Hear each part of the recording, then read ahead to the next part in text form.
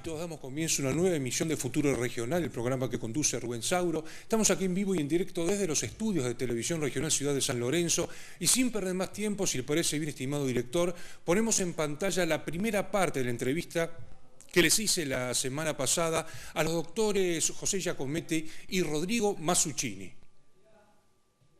Estiramos. Como todos ustedes saben, en las últimas horas falleció en Buenos Aires el histórico dirigente peronista Antonio Cafiero, un hombre de una vastísima trayectoria dentro del justicialismo, un emblema de esa fuerza política creada por Juan Domingo Perón. Desde muy joven, ya a fines de la década del 40 y del 50, comenzó a ocupar cargos dentro del gobierno de Juan Domingo Perón. Un poco más tarde el partido Antonio Cafiero desplegó durante muchísimos años una vasta actividad política, fue gobernador de la provincia de Buenos Aires y durante el gobierno de Raúl Alfonsín estuvo al lado del presidente radical para apoyarlo durante el levantamiento cara pintada de Aldo Rico.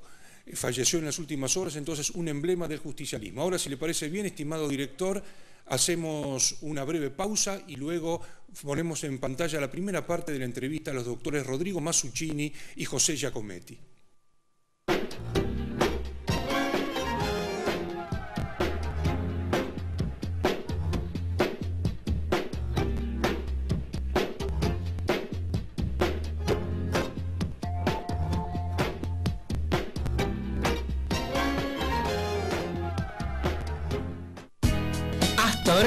Delivery Café en el centro de Rosario.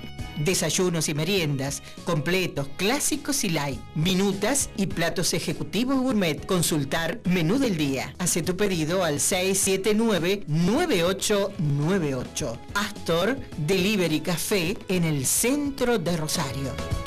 Peatonal Córdoba 984. Far One, la número 1 en descuentos. Córdoba 977. Envíos a domicilio 448-1444.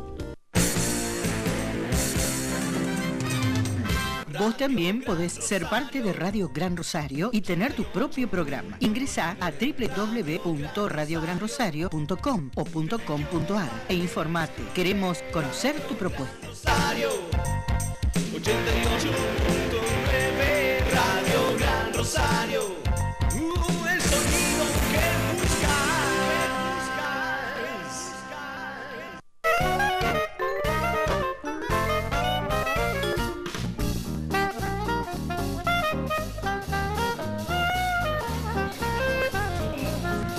Yo también quiero uno, ¿eh? Pancho Boy y Baguette.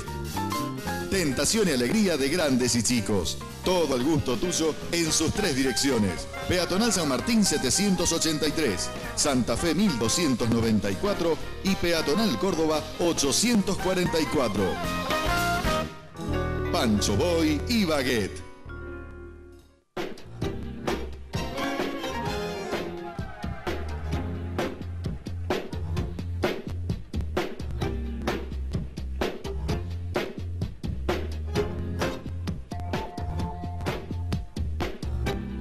En Futuro Regional y recordábamos en el bloque anterior la figura de Antonio Cafiero, un emblema del justicialismo. Si uno analiza su trayectoria, se está en presencia de un dirigente político de una vastísima experiencia política. Para que ustedes se den una idea, fundamentalmente este mensaje está dirigido a las nuevas generaciones. Antonio Cafiero comenzó a militar en el peronismo desde la famosa marcha del 17 de octubre, estamos hablando del año 1945. En 1962, teniendo en cuenta su carrera dentro del peronismo, fue nombrado secretario político del Consejo Superior y luego coordinador del Movimiento Nacional Justicialista. En 1964 fue nombrado secretario político del Consejo Superior del PJ y en 1971 fue nombrado director del Consejo de Planificación del Partido Justicialista. De 1986 a 1991 fue presidente del Consejo Provincial del PJ bonaerense y en 1987 y hasta el año 1990 fue presidente del Consejo Nacional del Partido Justicialista. Su carrera política fue, como expresamos precedentemente, vastísima. Entre el año 1948 y 1951 fue designado como consejero financiero en la Embajada Argentina en Washington, D.C. Entre 1951 y 1952 fue nombrado director del Departamento Socioeconómico de la Cancillería. Entre 1952 y 1955 fue ministro de Comercio Exterior de la Nación. Entre 1955 y 1973, Cafiero militó en la resistencia peronista. Como todos ustedes recordarán, el 16 de septiembre de 1955 fue derrocado el presidente Juan Domingo Perón, dando comienzo con el periodo de la Revolución Libertadora. Perón recién retornó al país efímeramente en 1972 y luego definitivamente en 1973. Pues bien, durante todos esos años, donde el peronismo pasó a la resistencia, Cafiero militó activamente. En 1973, Cafiero fue presidente de la Caja Nacional de Ahorro y Seguro. En 1974 fue secretario de Comercio de la Nación. Luego fue, entre 1974 y 1975, interventor federal de la provincia de Mendoza. En 1975 fue ministro de Economía y luego fue embajador ante la Santa Sede. Todo esto antes del golpe militar del 24 de marzo de 1976. Cafiero siendo ministro, fue uno de los firmantes de los decretos de aniquilamiento de la subversión del año 1975, mientras ítalo-argentino Luder ejercía la presidencia provisional de la Nación. Luego de la dictadura militar en 1983, Cafiero lideró el movimiento Unidad, Solidaridad y Organización y fue uno de los fundadores de la renovación peronista junto con Carlos Saúl Menem. En 1985 encabezó la lista de diputados nacionales de la provincia de Buenos Aires por el Frente Renovador Justicialista y fue elegido diputado nacional hasta el año 1987. Apoyó a Raúl Alfonsín durante el levantamiento Cara Pintada en la histórica Semana Santa del año 1987. Ese año fue elegido gobernador de la provincia de Buenos Aires y en 1988 fue precandidato a presidente por el Partido Justicialista con la fórmula Cafiero de la Sota. Como ustedes se recordarán, en aquella histórica interna partidaria, la fórmula Cafiero de la Sota fue derrotada por la fórmula Menem-Duhalde. Entre 1991 y 1993 fue embajador en Chile y a partir de 1993 hasta el año 2001 fue senador nacional, ocupó un cargo durante el efímero gobierno de Camaño en la famosa crisis institucional del año 2001 y el 2 de enero de 2002 volvió a ejercer como senador nacional hasta diciembre del año 2005. Cafiero fue también embajador ante Bélgica y la Comunidad Económica Europea. Para finalizar este recordatorio de este emblema del Partido Justicialista, vamos a recordar algunas palabras que pronunció Cafiero durante el sepelio de Alfonsín y luego a raíz del fallecimiento de Néstor Kirchner. En el sepelio de Alfonsín dijo Cafiero, entre otras palabras: yo tuve dos maestros en la vida, uno se llamó Juan Domingo Perón y el otro Raúl Alfonsín. Un buen político solo es aquel que tiene sueños y Alfonsín tenía sueños. Soñaba con restaurar la democracia en la Argentina, hacer de la Unión Cívica Radical un partido fuerte y poderoso, transformarlo en una gran fuerza transformadora. Soñaba con que el consenso y la reflexión habría de superar alguna vez en la vida argentina, desplazando los excesos demagógicos o el desconocimiento que guía en el accionar político. Nació con una misión y no rehusó a cumplirla. Alfonsín es de todos. Mientras tanto, luego de la muerte de Néstor Kirchner en el año 2010, Cafiero dijo: Néstor Kirchner nos deja a quienes lo conocimos, a quienes fuimos sus amigos y a quienes lo vamos a seguir recordando, que el paso de él por la vida argentina no ha sido en vano. Es un hombre que ha dejado sus huellas imborrables en la historia argentina.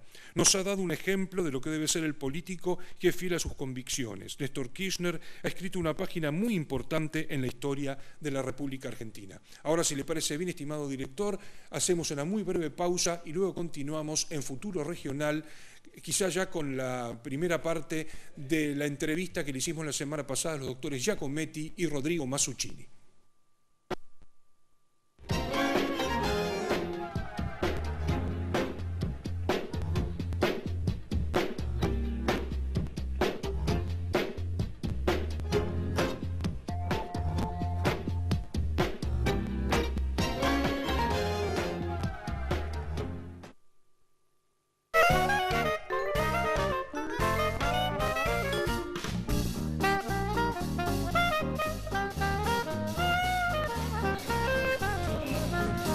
Yo también quiero uno, ¿eh?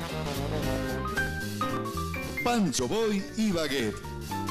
Tentación y alegría de grandes y chicos. Todo al gusto tuyo en sus tres direcciones. Peatonal San Martín 783, Santa Fe 1294 y Peatonal Córdoba 844.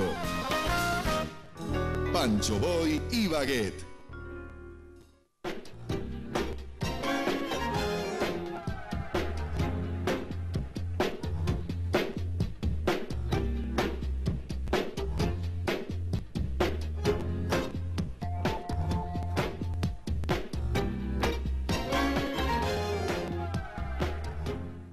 Seguimos en Futuro Regional y estamos con los doctores José Giacometti y Rodrigo Masuccini, integrantes de la Mesa de la Seguridad. ¿Qué tal? Muy buenas tardes. Buenas tardes, ¿cómo te va? Bien, bien, muy bien. Acabo de ver por televisión lo siguiente. Primero, un motochorro en provincia de Buenos Aires que asaltó a mano armada a una pareja que iba a tomar una moto, le robó la mochila a la chica, no murieron de casualidad y después nos enteramos de los estudiantes secundarios y primarios que salen del colegio en Caballito, capital federal, que son frecuentemente asaltados al salir del colegio y dirigirse a sus respectivos domicilios. José, ¿la delincuencia está ganando la batalla? Yo creo que la delincuencia nunca va a ganar la batalla. Lo que tiene la delincuencia es que va ganando un paso adelante de la ley, porque no hay una decisión política real de aplicar la ley como se debe aplicar. La ley siempre tenemos un vericueto para justificar hechos de delincuencia diciendo que o no están educados, o no están capacitados, o no tienen trabajo. Yo creo que tenemos que tiene que ponerse los pantalones en el sector político, tomar un plan a corto y largo plazo, donde sea instalar o tratar de alguna forma instalar un sistema de seguridad adecuado donde esté incluido la educación, la seguridad social, la parte laboral, la parte de salud, que estén todos imbuidos de esa temática y todos juntos empezar a buscar al tiempo y con un tiempo determinado la solución al problema de inseguridad en lo que respecta a la parte social, educacional, laboral. Por otro lado, hay que salir a tomar medidas urgentes a nivel policial, judicial no tanto, porque judicial comienza a actuar después del delito. Acá lo que hay que hacer es prevención. Y como tenemos por un lado la prevención que hay que diagramarla a largo plazo, tenemos que hacer una prevención a corto plazo. Habrá que decir que las cosas quizás no deben ser así de esa manera, pero llegado el caso que estamos llegando, donde ocurren eso, tenemos que llegar a aplicar lo que aplicó Giuliani en su momento en Nueva York. Tratar de aplicar un método parecido, o igual, o semejante, o con una tendencia a tolerancia cero. O sea, buscar una solución inmediata contra el delito ahora, para que después la ley pueda aplicar la ley como corresponde y empezar a buscar correctivos en la sociedad con el largo plazo, tratando de que esto no vuelva a ocurrir y no se vuelva a caer en el mismo tipo de delito. Rodrigo, hay un tema que está muy vinculado con lo que acaba de decir el doctor Giacometti, que habla de las normas que no se cumplen. ¿Qué es lo que pasa con las normas? Un poco claras, vos sos abogado, te llevo el tema de la interpretación de las normas. Las normas son poco claras, son tan ambiguas, se redactan ambiguamente a propósito. ¿Qué pasa con las normas penales que invitan a ser interpretadas de diferente manera? No, la normativa es clarísima, la doctrina por lo general ha definido bien qué significa cada norma en nuestro Código Penal, puede haber teorías e interpretaciones que varían en algo, pero no hay grandes discusiones a nivel jurídico en Argentina, ya está todo casi zanjado. En todo caso, se está planificando una reforma general que se ha estado en boca de todos hace unos meses, pero no es un problema legislativo el de la Argentina, es un problema operativo. Me voy a meter en un tema de José Luis, él seguramente después lo va a ahondar. Estoy hablando con personal policial retirado y en actividad, gente que uno se encuentra circunstancialmente y en distintos lugares. No nos habíamos puesto de acuerdo y de casualidad todos están azorados, asustados y preocupados por el nivel de degradación que viene sufriendo la fuerza policial de Santa Fe en estos últimos años. O sea, el nivel de formación, la cantidad de personal que se está retirando con experiencia que no alcanza a transmitir su conocimiento al personal que ingresa, pero realmente estamos en grados preocupantes. Dentro de 2 años, dicen algunos, quizás puede ser 5, no vamos a tener personal capacitado para organizar un plan de operaciones, por ejemplo, el operativo de un estadio de fútbol, de la cancha, no va a haber gente capaz de hacerlo. Por ejemplo, me decía un oficial, un altísimo oficial, que hay oficiales que no saben sacar los autos a la calle del comando radioeléctrico de una ciudad de esta provincia. Me dice, ¿cómo lo saca usted, comisario, los autos? Y yo lo voy sacando, me dice. Y no planifica, no tiene una franja horario de dónde tiene que estar el patrullero, por qué, no lo sabe. Eso es lo que preocupa, no la ley. Si vamos a suponer que mañana mismo el Congreso dice, hay pena de muerte, ¿a quién vamos a agarrar? ¿Con quién?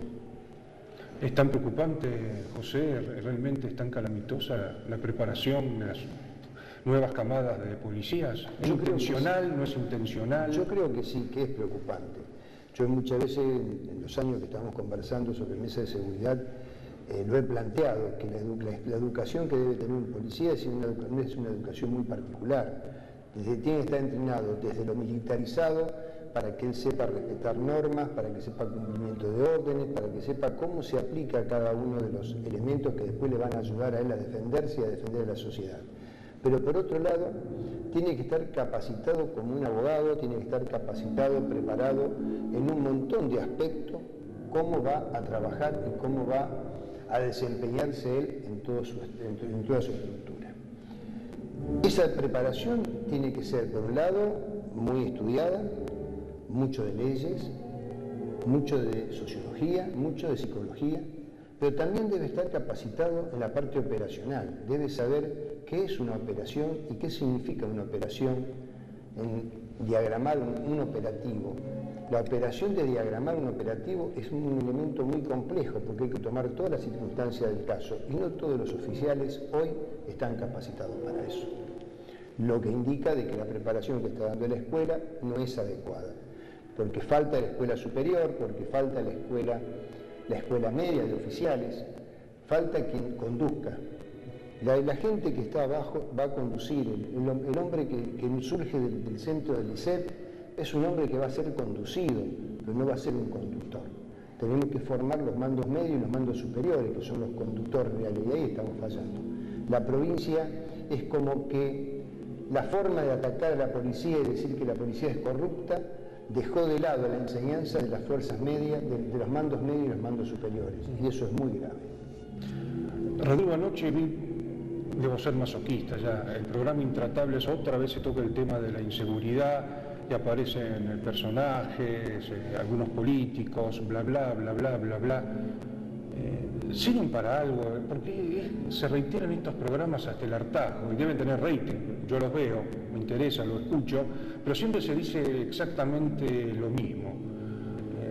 Al sistema le interesa que haya inseguridad, ¿no? Por lo menos, no sé si me interesa que haya inseguridad, pero por lo menos ese programa no se ve la inseguridad como un problema, sino como un entretenimiento y como un negocio del rating. Obviamente que no sirve de nada hablar, o sea, nosotros si hablamos es simplemente para expresar un conocimiento y que la gente diga no le engañen, pero ¿vamos a solucionar algo desde acá? No, lo vamos a solucionar formando nuevamente una muy buena escuela de oficiales, nuevos laboratorios porque están destruidos, o sea, el día de hoy uno quiere realizar una pericia en la ciudad de Rosario, una de las ciudades más importantes de la República Argentina, en primer lugar, si quiere hacer una pericia balística, hoy no hay peritos. Hay un señor que hace muchos años que está trabajando de eso y por costumbre más o menos puede ser que le acierte o no, pero es el que sabe, pero no es un perito formado. A modo de ejemplo, eso es lo que importa, el verdadero trabajo. Eso es intencional, Rodrigo. Escúchame, ya somos grandes. Evidentemente a alguien le interesa que esto funcione mal. No hay que ser ingenuo. O puede ser que hay gente que nunca haya preguntado eso. Hay un mando político que a lo mejor nunca preguntó, ¿hay laboratorios? ¿Sirven los laboratorios? Hay algo claro que puedo decir y que creo que podemos de alguna manera explicar.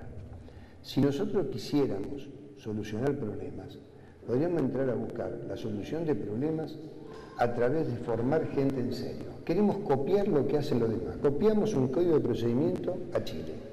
Copiamos lo que hace las tropas, la SWAT en Estados Unidos. Copiamos lo que hace en otro lugar otra fuerza. copiamos. Queremos igualar, queremos tener unos SWAT acá en Rosario o acá en Santa Fe. O queremos tener un equipo Halcón en Buenos Aires copiado de lo que mejor que tiene Estados Unidos, o lo que tiene Gran Bretaña, o lo que tiene París, o lo que tiene Alemania. Pero tenemos que aprender otra cosa. ¿Alguna vez observamos cómo trabajan esos países? Miramos las grandes películas, la CSI, y decimos, uy, tenemos un equipo de investigaciones que van a estudiar microscópicamente cada hecho, y queremos hacerlo acá, me parece formidable. Pero ¿cuántos homicidios hay en Estados Unidos? ¿Cuántos homicidios hay en Alemania, por ejemplo? A lo mejor en la Alemania en todo el año tienen 40, 50 homicidios. ¿Tienen tiempo de que una brigada se dedique de lleno a estudiar ese homicidio? Por supuesto. Pero donde tenemos 180, 190 homicidios en lo que va del año, ¿podemos tener una brigada que se ocupe de investigar al dedillo todo eso y sin elementos? No. Entonces tenemos que dejar de copiar, tomar la idiosincrasia propia, ver lo que le hace bien al país, ver lo que le hace bien a la provincia, adaptar lo que tenemos y la mente argentina a eso, y con eso formar nuevos hombres. O volver a la vieja escuela policial y tratar de corregir los grandes defectos que tenía esa vieja escuela, ya que alguno encontró defectos, que me parece que todos teníamos defectos, volver a corregir esos defectos y volverla a hacerla funcionar como debe funcionar, con mandos medios, mandos superiores, y una base que a medida que pasa el tiempo va tomando conducción a través de la experiencia y a través de los cursos y la capacitación. Doctor Masuccini Giacometti, muchas gracias. Hacemos ahora, si le parece bien, estimado director, una breve pausa y luego continuamos en Futuro Regional. Seguimos en Futuro Regional y estamos en la Mesa de la Seguridad. Seguimos con los doctores Masuccini y Giacometti. Y aquí en el diario de hoy, de Rosario 12, hay una foto de la hermana Marta Peloni, Rodrigo. Le envió al Papa Francisco una carta donde le cuenta el caso de los mellizos de Liliana Montenegro, y luego la hermana Peloni aporta nuevos datos acerca del hermano de Hermes Wiener. Dijo la hermana Peloni: yo he recibido denuncias de mujeres que son producto del parto de Dante Wiener y quieren conocer a su madre biológica, así que vamos a ver en un futuro si nos podemos ocupar también de estos casos. Criticó a la sociedad santafesina, ciudad de Santa Fe. Me siento indignada porque ¿cómo puede ser que la gente no esté en la calle apoyando a Liliana? ¿Cómo puede ser que no defendamos los hijos que nacen? Ahí por Santa Fe hay un complot institucional. ¿Cómo puede ser que la única historia clínica que desaparece en el hospital de Granada de Baigorre es la de ella? Es inexplicable. Después hay declaraciones de la señora Montenegro.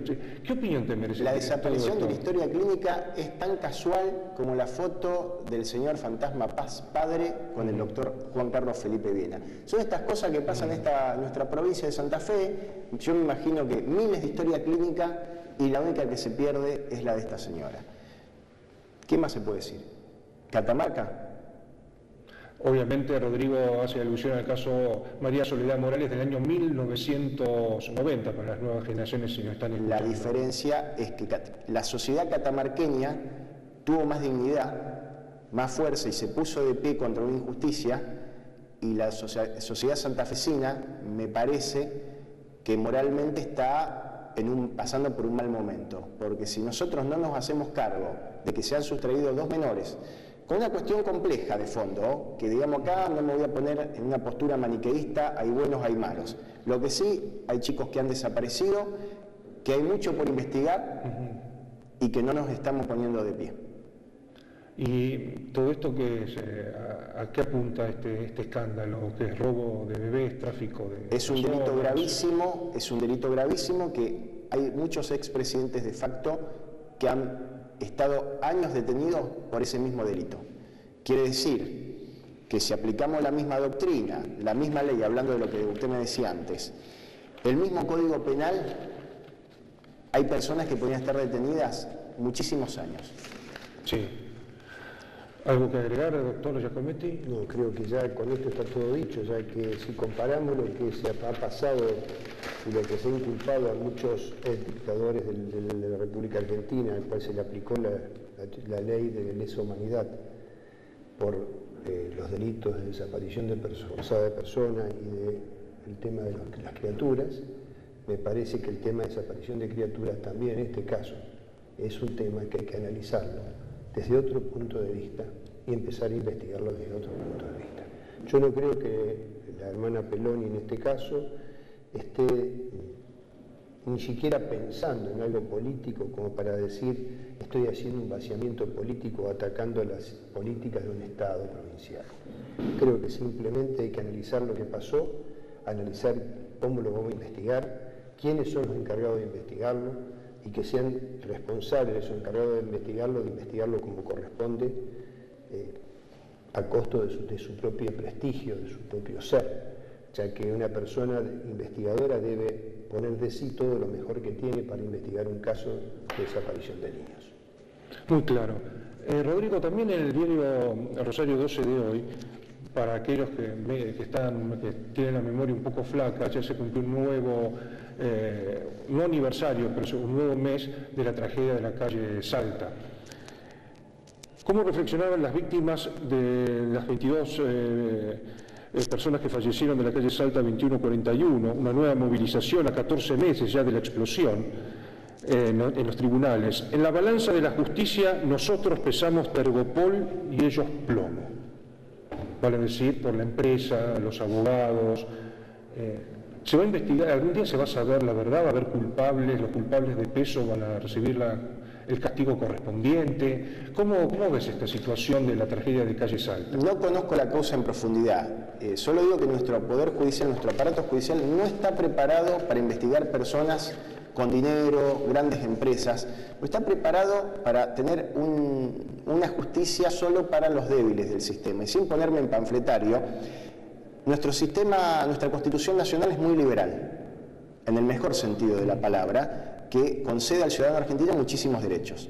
¿Cómo nuestro Poder Judicial está preparado para seguir a marginales? Habitualmente, todos los derechos y garantías que le concede la Constitución Nacional a los ciudadanos argentinos, a esas personas no se le aplican. Pero tenemos un problema muy grave, cuando por casualidad, porque esto es una casualidad o semi-casualidad, quizás se podría haber evitado, cae en las redes de la justicia una persona poderosa, una gran empresa, empiezan las contradicciones del sistema, porque el sistema está preparado en la mayoría de los casos para destruir al justiciable. Pero ¿qué pasa? Cuando sos poderoso, podés hacer valer la Constitución. Y acá tenemos la contradicción, que la Corte Suprema te abre una instancia, cuando nosotros nos cansamos de hacer peticiones a la Corte Suprema por violaciones de derechos flagrantes y escandalosas, y nunca te lo abren.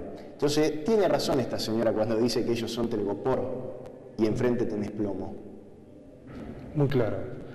¿Algo que agregar, doctor?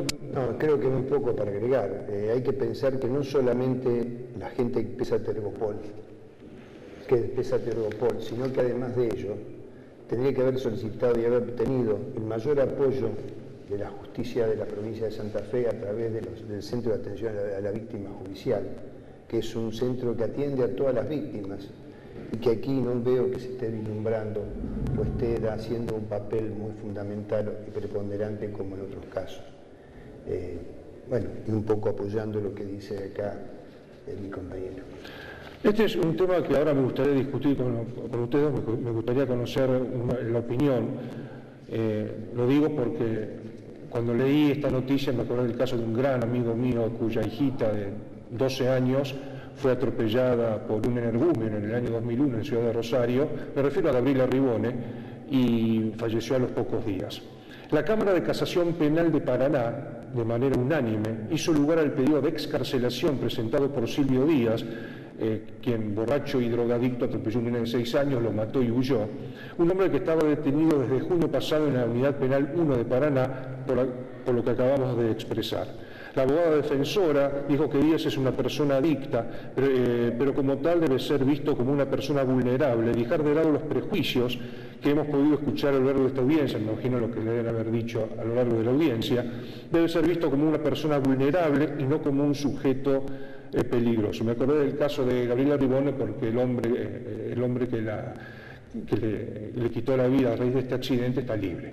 ¿Qué opinión les merece porque es el mismo caso? ¿Por qué esta gente queda libre? Para que la audiencia lo entienda bien. Sin conocer en detalle, si queda libre, creo que el tipo está acusado por homicidio doloso, homicidio simple, con el dolo eventual. Sí.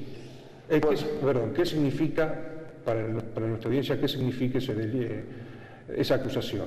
El dolo eventual implica, dentro de las categorías del dolo, la más baja categoría del dolo, si se puede hablar de categorías, es una persona que realiza con conocimiento tiene conocimiento y voluntad de perpetrar el hecho, que lo puede llegar a perpetrar, pero confía, no le importa.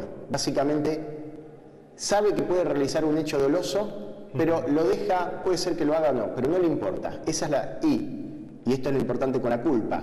Uno, cuando obra con culpa, en estos casos, estamos hablando de los casos automovilísticos, porque es donde se da la gran discusión, es una persona que se representa en la posibilidad del resultado, en la culpa con representación, pero confía que por su particular habilidad va a poder sortear el problema y no va a cometer el delito, en este caso el atropellamiento o el accidente. En cambio, con el dolo eventual es una persona que se lo imagina, se lo representa, pero realmente no le importa. Si pasa o no pasa, no le importa. O sea, se imagina el resultado, pero toma muy simplemente, como imaginándose el resultado, y a ella no le interesa el resultado que va a ocasionar. Claro. O sea, si bien es una negligencia en su conducción, en su andar borracho, en su andar drogado, él se podía haber imaginado todo lo que podía haber hecho, pero no lo hizo. Él se imaginó lo que podía hacer y no le importó, siguió adelante. Ya para finalizar, sentencias de estas características para ustedes, ¿influyen en el tema de la inseguridad? ¿Ayudan a que la inseguridad se incremente o se han ajustado a derecho? No, no ayuda, y si ya se hace ajustado a derecho, creo que sí. El gran problema de la República Argentina a nivel judicial no es que la gente se le escarcele antes de una sentencia. El problema es que se tarda muchos años en llegar a una sentencia. Antes hablábamos con usted, en Paraná no creo que tengan un cúmulo de trabajos que le impida en 4 meses llegar a un juicio. Creo que lo interesante sería que esta persona, en vez de irse a su casa, porque todavía no está el juicio, se le haya podido celebrar un juicio y se lo puede haber condenado o absuelto, pero con las pruebas. Ese es el gran problema que tenemos, pero en toda la República Argentina. Los juicios tardan mucho y discutimos libertad cuando tenemos que discutir culpabilidad o inocencia. Muy claro. ¿Algo más para agregar? Yo creo que acá para agregar es esto. Esto es una muestra más que la inseguridad la crea el mismo Estado, al no aplicar las normas como se deben aplicar. El Estado debe aplicar las normas tal cual están dictadas y debe cumplirse en tiempo y forma las normas como están dictadas. El burlar esa norma de alguna forma, por no cumplir el tiempo, por no cumplir los procesos procesales, es una forma de que el delincuente, la persona que cometió un delito, salga airosa de un delito. Y eso nos lleva a un margen de inseguridad. Si aquel salió en libertad porque llegó por delante a uno y mató a uno, ¿por qué no voy a salir yo en libertad si le pegué un tiro a uno porque me pareció que me confundí con un ladrón? ¿Y por qué no voy a salir yo en libertad que te robé a una panadera porque tenés que comer? Entonces, comparamos y decimos vamos a salir, mezclamos delitos, mezclamos todo, y todo esto es porque el Estado está ausente y no hace aplicar las normas tal cual fueron creadas por los legisladores. El doctor Giacometti Masuccini, muchísimas gracias. Nos reencontramos Dios mediante la semana que viene. Ahora, si le parece bien, estimado director, hacemos una breve pausa y luego continuamos en Futuro Regional.